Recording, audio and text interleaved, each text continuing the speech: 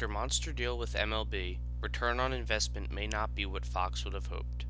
Presentation by Liam Morlath. Starting with the deal, Fox Sports has recently teamed up with Turner Sports to complete an 8-year deal locking up a large portion of the MLB's rights through 2021. As part of the deal, Fox will pay $500 million annually for the MLB's rights. These rights include 52 regular season games, which is an increase from last year's deal of just 26 regular season games.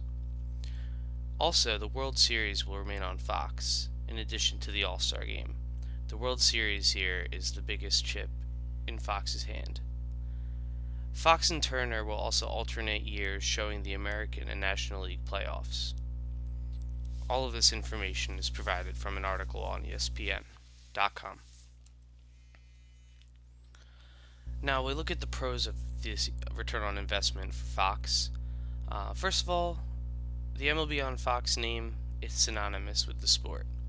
If it ain't broke, don't fix it. Ever since I was born, I've been watching baseball on Fox. When I hear the Fox anthem, I think of playoff baseball. Along with its announcers, Joe Buck and Tim McCarver, it's something that's been working for many years. A lot of fans have shown loyalty towards Fox, and that works in their favor. In addition to that, they make a ton of advertisement revenue for showing their games. Last year, Fox was charging $425,000 for just one 30-second spot in the World Series. This according to Forbes.com. On the other hand, however, there are a lot of negatives towards its investment with Fox. With the MLB. First of all, they are locked into a $500 million a year deal all the way through the year 2021. Regardless of how much money they make in return, that's a big risk to be taking each year. Also, they are taking this risk on the MLB, which is going through a strong ratings decline. The last 12 World Series, in fact, have been the lowest 12 rated World Series of all time.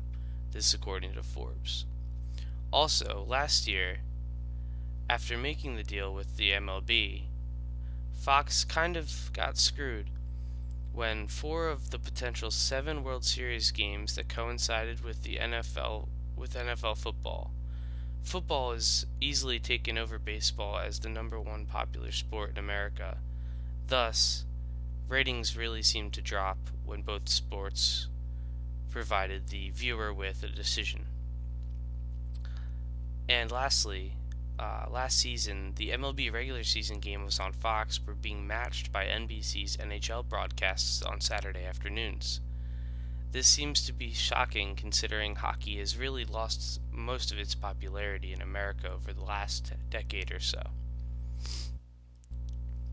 All in all, the verdict, in my opinion, is that Fox has made a bad investment with the MLB. Although it remains loyal to its true baseball fans, Fox has not done anything to attract a younger audience.